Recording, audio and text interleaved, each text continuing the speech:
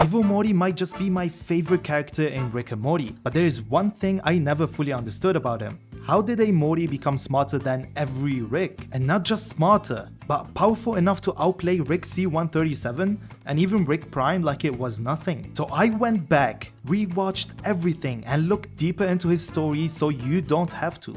And what I found completely changes how you see him. Today we're breaking down where he came from, how he became this smart, and how he actually beat Rick. We're also gonna take a look at his plan and what he might do next and whether or not we're gonna be seeing him in the future seasons. You see, most people think Evil Morty won because he's a genius, but that is not the full story. He was actually able to beat Rick because of one thing, and that's what we're discovering in this video. So how about you beat that subscribe button and let's get straight into it. The first time we see Evil Morty, he doesn't look important at all. It's in season 1 episode 10. Rick is accused of killing multiple Ricks across dimensions and gets taken to the Citadel, which already sounds insane. Because killing one Rick is hard enough, but killing dozens? That shouldn't even be possible. So naturally, Rick denies it and starts investigating who could actually pull something like that off. This leads him to a hidden base, and the moment you see this place, you know something is wrong. There are dozens of Mortys being tortured, strapped around the building, and they're not here randomly. They're being used as a shield, because Mortys cancel out Rick's genius brainwaves,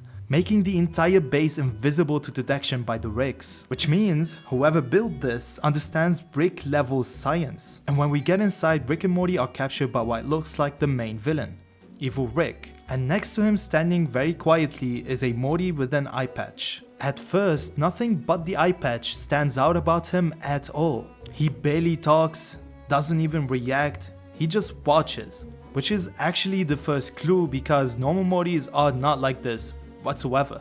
Evil Rick then captures Rick C-137 and tries to scan his brain.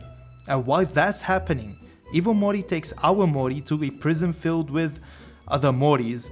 And boy, if I get $1 for every time I say Morty in this video, I'ma be rich. But either way, this moment is very important because our Morty suggests they escape together. And Evil Morty responds by saying that is pointless. Mortys have no chance against a Rick. Now on the surface, that sounds just like a normal line, but it's actually one of the biggest clues in the entire episode, because Evil Morty already knows Ricks can be beaten. He's literally the one doing it. So why lie? Because he's hiding, blending in, making sure nobody suspects him, not even another Morty, which goes to show how smart and careful Evil Morty really is. He doesn't just plan actions, he plans perception. Eventually, the Mortys rebel. They overwhelm Evil Rick and take him down. But even in that moment, something feels off, because Evil Rick almost lets it happen. It's like he was not even trying to survive. And then we find out why. After everything is over, it's revealed that Evil Rick wasn't even in control. He was being controlled the whole time, remotely. And the controller was Evil Morty. And just like that, Evil Morty became my favorite character of the entire series, and I'm pretty sure most of you guys watching feel the same way. Now fast forward to what we learn about his past. Evil Morty wasn't always like this. He was just another Morty going on adventures with Rick, getting dragged into dangerous situations over and over again, getting humiliated, treated like he doesn't matter, and at first he reacts like every other Morty. He complains, he argues, but then something in his mind flips. Instead of reacting emotionally, he starts thinking. He starts observing Rick, studying his patterns and understanding how Rick actually works. And once he understood that, everything changed. Because what he realizes is simple but powerful. Every Rick believes he's the smartest guy in the room. Every Rick believes he is in control of everything, and because of that, they all become predictable. That is the irony. Infinite intelligence but identical thinking. And anything predictable can be controlled. And that's why Evil Morty doesn't fight Rick directly. He controls him. He uses him, turns him into his own pawn. Because the moment you understand the system, you do not fight it, you exploit it.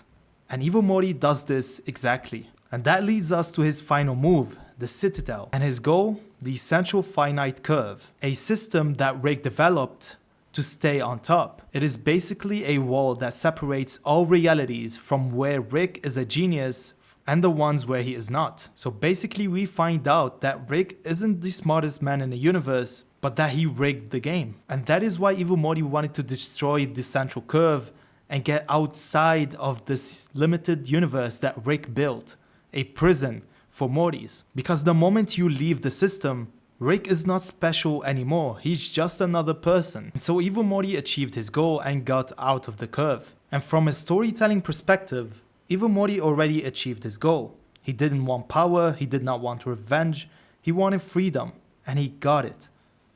He left the central finite curve, the one place where Rick is always the smartest.